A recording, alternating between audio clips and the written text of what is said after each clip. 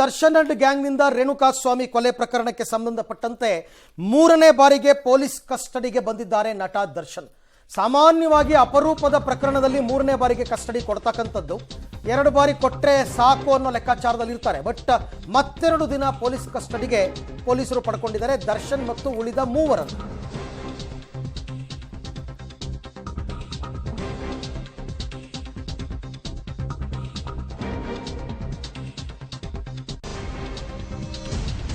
Darshan and ಗ್ಯಾಂಗ್ನಿಂದ Renukaswamy ಕೊಲೆ ಪ್ರಯತ್ನಕ್ಕೆ ಸಂಬಂಧಪಟ್ಟಂತೆ ಮೂರನೇ ಬಾರಿಗೆ ಪೊಲೀಸರ ಕಸ್ಟಡಿಯಲ್ಲಿ ನಟ ದರ್ಶನ್ ಬಂದಿದ್ದಾರೆ. ಕಸ್ಟಡಿಯಲ್ಲಿ ಇವಾಗ ಸದ್ಯಕ್ಕೆ ದರ್ಶನ್, ವಿನಯ್, ಧನ್ರಾಜ್ ಮತ್ತು ಪ್ರದೂಷ್ ಇದ್ದಾರೆ.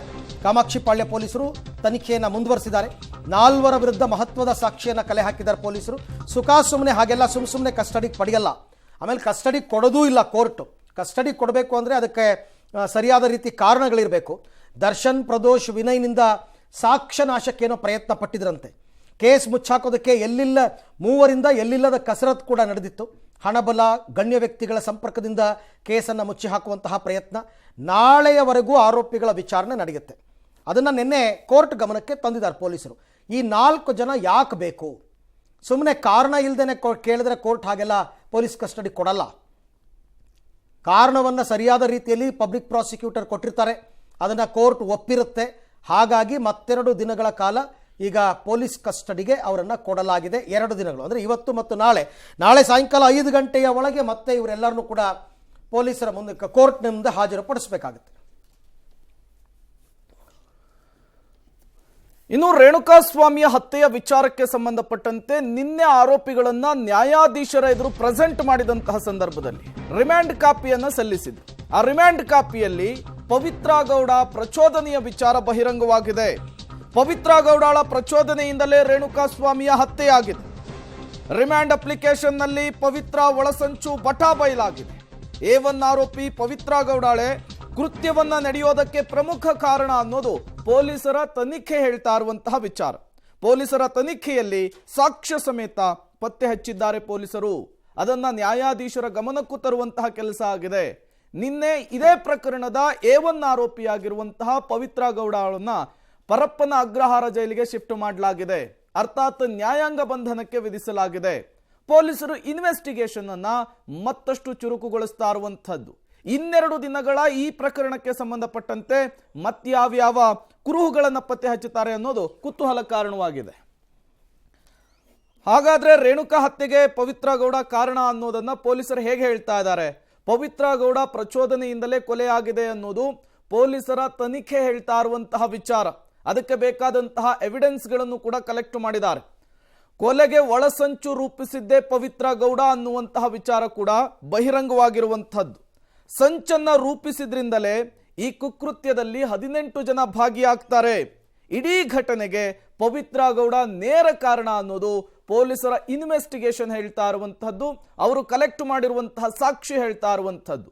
ಇಡೀ ಘಟನೆಗೆ ಪವಿತ್ರ ಗೌಡಾಳೆ ನೇರ ಕಾರಣ ಅನ್ನೋದನ್ನ ರಿಮ್ಯಾಂಡ್ ಕಾಪಿಯಲ್ಲಿ ಉಲ್ಲೇಖಿಸಿದ್ದಾರೆ. ಪವಿತ್ರ ಗೌಡ ಮಾತನ್ನ ಕೇಳಿ ದರ್ಶನ್ ಹಾಳಾಗಿದ್ದಾರೆ ಅನ್ನೋದು ಕೂಡ, ಈ ಕೊಲೆಯಲ್ಲಿ ಭಾಗಿಯಾಗಿದ್ದಾರೆ ಅನ್ನೋದು ಕೂಡ ಇಲ್ಲಿ ಗಮನಿಸಬೇಕಾದಂತಹ ವಿಚಾರ. ಕೊಲೆಗೆ ಅಭಿಮಾನಿ ಬಳಗ, ಹಣದ ಬಲ ಕೂಡ ಬಳಕೆಯಾಗಿದೆ ಅನ್ನುವಂತಹ ವಿಚಾರ ಕೂಡ ತನಿಖೆಯಲ್ಲಿ ಗೊತ್ತಾಗಿದೆ. ಅದನ್ನ ನ್ಯಾಯಾಧೀಶರಿಗೂ ಕೂಡ ಮುಟ್ಟಿಸಿದ್ದಾರೆ ಪೊಲೀಸರು. ಇನ್ನು ಕೊಲೆಯ ಕುಕೃತ್ಯದಲ್ಲಿ ದರ್ಶನ್ ಕೂಡ ಭಾಗಿಯಾಗಿದ್ದಾರೆ ಅನ್ನೋದನ್ನ ಪೊಲೀಸರು ರಿಮ್ಯಾಂಡ್ ಕಾಪಿಯಲ್ಲಿ ಉಲ್ಲೇಖಿಸಿದ್ದಾರೆ. ಇನ್ನು ದರ್ಶನ್ ಭಾಗಿಯಾಗಿರುವುದಕ್ಕೆ ಸಾಕಷ್ಟು ಸಾಕ್ಷಿಗಳು, ಪುರಾವೆಗಳನ್ನು ಕೂಡ ಕಲೆಕ್ಟ್ ಮಾಡಿದ್ದಾರೆ. ಕಾನೂನನ್ನ ದುರುಪಯೋಗ ಪಡಿಸಿಕೊಂಡಿರೋದು ಕೂಡ ಇಲ್ಲಿ ಕನ್ಫರ್ಮ್ ಆಗಿದೆ. ಪೊಲೀಸರ ಸೆಕ್ಷನ್ಗಳು ಅದನ್ನ ಒತ್ತಿ ಹೇಳ್ತಾ ಇರುವಂತಹದ್ದು. ಹಾಗಾಗಿಯೇ ದರ್ಶನ್ ಅವರನ್ನ ಹೆಚ್ಚಿನ ವಿಚಾರಣೆಗೆ ಒಳಪಡಿಸುವುದಕ್ಕೆ 2 ದಿನಗಳ ಕಾಲ ಮತ್ತೆ ಕೋರ್ಟ್ ಪೊಲೀಸ್ ಕಸ್ಟಡಿಗೆ ಕೊಟ್ಟಿದೆ. ಈ 2 ದಿನಗಳ ಕಾಲ ಈ ಪ್ರಕರಣಕ್ಕೆ ಸಂಬಂಧಪಟ್ಟಂತೆ ಮತ್ತೇನೇನೆಲ್ಲ ಬೆಳವಣಿಗೆಗಳಾಗುತ್ತೆ, ಯಾವ್ಯಾವ ಹೊಸ ವಿಚಾರಗಳು ಮುನ್ನೆಲೆಗೆ ಬರುತ್ತೆ ಅನ್ನುವಂತಹ ಕುತೂಹಲ ಸಹಜವಾಗಿಯೇ ನಿರ್ಮಾಣವಾಗ್ತಿದೆ. ಪವಿತ್ರ ಗೌಡ ಪ್ರಚೋದನೆಯಿಂದಲೇ ಕೊಲೆಯಾಗಿದೆ. ಕೊಲೆಗೆ ಒಳಸಂಚು ರೂಪಿಸಿದ್ದೇ ಪವಿತ್ರ ಗೌಡ. ಸಂಚನ್ನ ರೂಪಿಸಿದ್ದಲ್ಲದೆ ಈ ಮರ್ಡರ್ ಕೇಸ್ನಲ್ಲಿ ಅವರು ಕೂಡ ಭಾಗಿಯಾಗಿದ್ದಾರೆ ಅಂತೇಳಿ ಸಾಕ್ಷ್ಯ ಸಮೇತ ಪತ್ತೆ ಹಚ್ಚಿದ್ದಾರೆ ಪೊಲೀಸರು. ರಿಮ್ಯಾಂಡ್ ಅಪ್ಲಿಕೇಶನ್ನಲ್ಲಿ ಈ ಎಲ್ಲ ಅಂಶಗಳನ್ನು ಕೂಡ ಉಲ್ಲೇಖಿಸಿರುವಂತಹದ್ದು. ನಿನ್ನೆ ನ್ಯಾಯಾಧೀಶರಿಗೆ ಅದನ್ನು ತಲುಪಿಸುವಂತಹ ಕೆಲಸ ಕೂಡ ಆಗಿದೆ. ಸಂಚು ರೂಪಿಸಿದ್ದು ಅಂತಂದ್ರೆ ಹೇಗೆ ಅಂತ ಕೂಡ ಹೇಳಬೇಕಾಗತ್ತೆ. ರೇಣುಕಾಸ್ವಾಮಿಯನ್ನ ಚಾಟ್ ಮುಖಾಂತರ ವಿಶ್ವಾಸಕ್ಕೆ ತಗೊಂಡು ಆತನ ಜೊತೆ ಚರ್ಚೆ ಮಾಡಿ, ಆತನ ಜೊತೆ ಸರಿಯಾದ ರೀತಿಯಲ್ಲಿ ಮಾತುಕತೆ ಆಡಿ ಅವನು ವಿಶ್ವಾಸ ಗಳಿಸಿ ಅವನನ್ನು ಬುಟ್ಟಿಗೆ ಹಾಕೊಂಡಿದ್ದು ಮೊದಲು ಪವಿತ್ರ ಗೌಡಗೋಸ್ಕರ ಆತ ಬೆಂಗಳೂರಿಗೆ ಬರಬೇಕು ಅಂತ ಮಾಡಿದ್ದು ಕೂಡ ಪವಿತ್ರ ಗೌಡನೇ. ಹಾಗಾಗಿ ಇಲ್ಲಿ ಸಂಚು ಅಂತಕ್ಕಂಥದ್ದು ಗೊತ್ತಾಗುತ್ತೆ.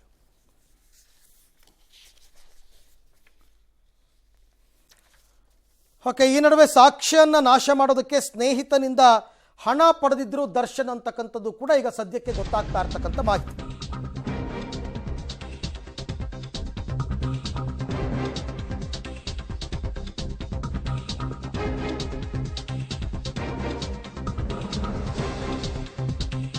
ಸ್ನೇಹಿತ ಮೋಹನ್ ರಾಜ್ ಅನ್ನೋ ವ್ಯಕ್ತಿಯಿಂದ 40 ಲಕ್ಷ ರೂಪಾಯಿ ದುಡ್ಡನ್ನು ಪಡೆದಿದ್ರಂತೆ ದರ್ಶನ್. ಜೂನ್ 19ನೇ ತಾರೀಕು ದರ್ಶನ್ ಮನೆಯಲ್ಲಿ 37.4 ಲಕ್ಷ ಸೀಸ್ ಮಾಡ್ತಾರೆ. ಮೈಸೂರಿನ ಹೋಟೆಲ್ನಲ್ಲಿ 3 ಲಕ್ಷ ರೂಪಾಯಿ ಹಣವನ್ನು ದರ್ಶನ್ ಇಟ್ಟಿದ್ರು. ಇದೀಗ ಹಣವನ್ನು ಪೊಲೀಸರು ಜಪ್ತಿ ಮಾಡಿದ್ದಾರೆ ಅಂತಕ್ಕಂಥ ಮಾಹಿತಿ ಗೊತ್ತಾಗಿದೆ. ಒಟ್ಟು 40 ಲಕ್ಷ ಹಣ. ಆ 40 ಲಕ್ಷದಲ್ಲಿ ಮನೆಯಲ್ಲೇ 37,40,000 ರೂಪಾಯಿ ದುಡ್ಡಿತ್ತಂತೆ. ಅದರಲ್ಲಿ 3 ಲಕ್ಷ ಹಣವನ್ನು ಈಗ ದರ್ಶನ್ ಅವರು ರೂಮ್ನಲ್ಲಿ ಇಟ್ಟಿದ್ರು, ಹೋಟೆಲ್ ರೂಮ್ನಲ್ಲಿ. ಅದನ್ನು ತಮ್ಮ ಮೇಕಪ್ ಮ್ಯಾನ್ ಮುಖಾಂತರ ವಿಜಯಲಕ್ಷ್ಮಿ ಕೊಡೋದಕ್ಕೆ ಹೇಳಿದರು ಅಂತೆಲ್ಲ ಒಂದಷ್ಟು ಮಾಹಿತಿ ಗೊತ್ತಾಗ್ತಾ ಇದೆ. ಸೊ ಹಾಗಾಗಿ ಈಗ ಈ ದುಡ್ಡಿನ ವಿಚಾರಣೆ ಪ್ರಮುಖವಾಗಿ ನಿನ್ನೆ ರಿಮ್ಯಾಂಡ್ ಕಾಪಿಯಲ್ಲಿ ಅವರು ಉಲ್ಲೇಖ ಮಾಡಿರ್ತಕ್ಕಂಥದ್ದು. ದರ್ಶನ್ ಮನೆಯಲ್ಲಿ ಲಕ್ಷ ಹಣ ಸೀಸ್ ಆಗಿದೆ. ಸಾಮಾನ್ಯವಾಗಿ ವಹಿವಾಟುಗಳನ್ನ ಮಾಡಬೇಕಾದ್ರೆ 2 ಲಕ್ಷಕ್ಕಿಂತ ಹೆಚ್ಚಿನ ನಗದನ್ನು ಇಟ್ಕೋಬಾರ್ದು ಅಂತ ಒಂದು ನಿಯಮ ಇದೆ. ಬಟ್ ಇವರು 37,40,000 ರೂಪಾಯಿ ಹಣವನ್ನು ಮನೆಯಲ್ಲಿ ಇಟ್ಕೊಂಡಿದ್ದು ಯಾಕೆ, ಎಲ್ಲಿಂದ ತಂದರು ಅಂದರೆ ಅದೇನೋ ಮೋಹನ್ ರಾಜ್ ಅಂತ ಅವರ ಸ್ನೇಹಿತ ಅವರಿಂದ ಪಡ್ಕೊಂಡಿದ್ರು ಅಂತಕ್ಕಂಥ ಮಾಹಿತಿ ಈಗ ಲಭ್ಯವಾಗಿದೆ. ದುಡ್ಡಿನ ವಿಚಾರ, ಪರ್ಟಿಕ್ಯುಲರ್ ಆಗಿ ದುಡ್ಡಿನ ವಿಚಾರ. ಈ ದುಡ್ಡನ್ನು ಇವರು ಈ ಪ್ರಕರಣದಲ್ಲಿ ಬಳಕೆ ಮಾಡ್ತಾ ಇದ್ರ ಅಂತ. ನಿನ್ನೆ ದರ್ಶನ್ ಮನೆ ತಪಾಸಣೆಗೆ ವೇಳೆ ಮೊನ್ನೆ ದರ್ಶನ್ ಮನೆಯಲ್ಲಿ ಕೂಲಂಕುಷವಾಗಿ ತಪಾಸಣೆ ಮಾಡಿದಾಗ 37,40,000 ರೂಪಾಯಿ ಹಣ ಪತ್ತೆ ಆಗಿತ್ತು ಅಂತ ಗೊತ್ತಾಗಿದೆ. ಇನ್ನು ದರ್ಶನ್ ತಂಗಿದ್ದಂತಹ ಮೈಸೂರಿನ ಹೋಟೆಲ್ ರೂಮ್ನಲ್ಲಿ ಒಂದು 3 ಲಕ್ಷ ರೂಪಾಯಿ ದುಡ್ಡು ಸಿಕ್ಕಿತ್ತು ಅಂತಕ್ಕಂಥದ್ದು ಕೂಡ ಈಗ ಗೊತ್ತಾಗಿದೆ. 3 ಲಕ್ಷ ರೂಪಾಯಿ ಹಣ ಅದು ನೇರವಾಗಿ ಅವರಿಗೆ ಕ್ಯಾಶ್ ಸಿಕ್ಕಿರಲಿಲ್ಲ. ಅದನ್ನು ವಿಜಯಲಕ್ಷ್ಮಿ ಅವ್ರಿಗೆ ತಲುಪಿಸ್ಬಿಟ್ಟಿದ್ರು ಆಲ್ರೆಡಿ. ವಿಜಯಲಕ್ಷ್ಮಿ ಅವರಿಂದ ಇವರು ರಿಕವರಿ ಮಾಡ್ಕೊಂಡಿದ್ದಾರೆ. ರ್ಯಾಡಿಸನ್ ಬ್ಲೂ ಹೋಟೆಲ್ನಲ್ಲಿ ರೂಮ್ನಲ್ಲಿ 3 ಲಕ್ಷ ರೂಪಾಯಿ ದರ್ಶನ್ ಇಟ್ಟಿದ್ರು ಅಂತ ಕೂಡ ರಿಮ್ಯಾಂಡ್ ಅರ್ಜಿಯಲ್ಲಿ ಉಲ್ಲೇಖವನ್ನು ಮಾಡಿದ್ದಾರೆ ಪೊಲೀಸರು. ಈ ಎಲ್ಲ ಅಂಶಗಳು ಕೂಡ ನಿನ್ನೆ ಕೋರ್ಟ್ಗೆ ಸಬ್ಮಿಟ್ ಮಾಡಿರ್ತಕ್ಕಂಥ ರಿಮ್ಯಾಂಡ್ ಕಾಪಿಯಲ್ಲಿ ಇರತಕ್ಕಂಥ ವಿಚಾರಗಳು. ವಿಜಯಲಕ್ಷ್ಮಿಗೆ 3 ಲಕ್ಷ ರೂಪಾಯಿ ಹಣವನ್ನು ದರ್ಶನ್ ಅವರ ಮೇಕಪ್ ಮ್ಯಾನ್ ತಲುಪಿಸಿದ್ರು. ಅದಾದ ನಂತರ ವಿಜಯಲಕ್ಷ್ಮಿ ಅವರಿಗೆ ನೋಟಿಸ್ ಕೊಟ್ಟು ಕರೆಸಿ ಹಣವನ್ನು ರಿಕವರಿ ಮಾಡಿಕೊಂಡಿದ್ದಾರೆ. ವಿಚಾರಣೆಯ ಸಂದರ್ಭದಲ್ಲಿ ಮೊನ್ನೆ ವಿಜಯಲಕ್ಷ್ಮಿಯನ್ನು ವಿಚಾರಣೆ ಮಾಡೋದು ನಿನ್ನೆ ಅಲ್ಲ, ಮೊನ್ನೆ ವಿಚಾರಣೆ ಬಳಿಕ 3 ಲಕ್ಷ ರೂಪಾಯಿ ಹಣವನ್ನು ಜಪ್ತಿ ಮಾಡಿದ್ದಾರೆ. ಆಮೇಲೆ ದರ್ಶನ್ ಹೋಟೆಲ್ ರೂಮನ್ನು ತಪಾಸಣೆ ಮಾಡಿದ್ದು ಮೊನ್ನೆ. ಸೊ ಟೋಟಲಿ ಇವಾಗ ಇಷ್ಟೆಲ್ಲ ವಿಚಾರಗಳು, ಹಣದ ವಹಿವಾಟು ನಡೆದಿದೆ. ಪಬ್ಲಿಕ್ ಪ್ರಾಸಿಕ್ಯೂಟರ್ ಆ ವಿಚಾರವನ್ನೇ ಹೈಲೈಟ್ ಮಾಡಿದ್ರು ನೆನೆ. ಇಲ್ಲಿ ಅಕ್ರಮವಾಗಿ ಹಣದ ವಹಿವಾಟು ನಡೆದಿದೆ, ಅದರ ಬಗ್ಗೆ ಎನ್ಕ್ವೈರಿ ಮಾಡಬೇಕು ಅಂತ ಹೇಳಿದ್ದಾರೆ.